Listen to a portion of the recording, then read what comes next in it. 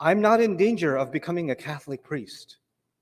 I'm not in danger. I'm not in danger of becoming a rabbi. That's not the danger. But some of their habits and some of their practices might start showing up within the Muslims. They might start developing a narrative of Islam that's based on extreme fear and extreme guilt. Guilt and fear that Allah did not put in His book, but they invented. Some Muslims might develop a way of, a cultish ownership of Islam. Here are the few people that know the religion properly. Everybody else is going to hell. If you want to know what is right, come to these people. You don't know, they know. Come to them. And they might develop that. And that might happen within the Muslim faith too. This is why in this surah Allah warns, وَلَا يَكُونُوا كَالَّذِينَ أُوتُوا الْكِتَابَ مِنْ قَبْلِ. They should not become like those who the book was given to a long time before them. What's the solution to all of this? The solution to all of this is actually in that ayah that I mentioned to you. Allah said, لَقَدْ أَرْسَلْنَا رُسُلَنَا بِالْبَيِّنَاتِ. Around the Muslim world, even in Muslim countries, sometimes there's debates. Should we have Sharia laws implemented in this society? Should we have these hudud implemented? Should we cut the hand of the thief? Because Allah says you should, وَسَارِقُ وَسَارِقَةُ فَاقْطَعُوا أَيْدِيَهُمْ. We should cut the hand of the thief. So we should have that policy in our government. We're a Muslim country. We should cut the hand of a thief. But if you take a closer look in some of those countries, the judge who's going to issue the order to cut the hand eats a bribe. The politician who appointed him got to his place by corruption. And the guy he made the judge was also given by some family connection. And then the guy that, where he stole from, the business that he stole from himself steals.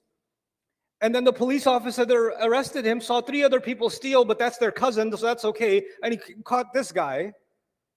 That's the reality, right? And then we say, no, we need Sharia law.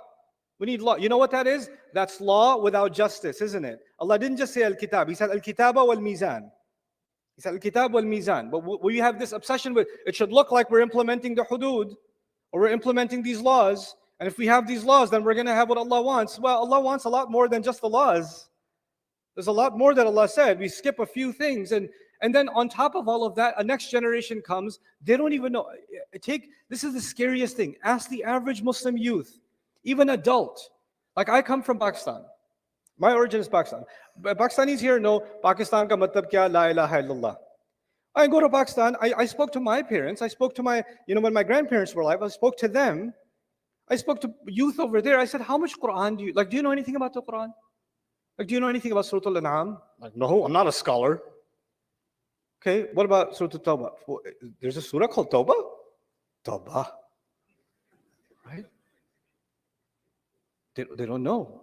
Because they feel the book is for scholars. The book is not for them, that's for scholars. If the book becomes inaccessible,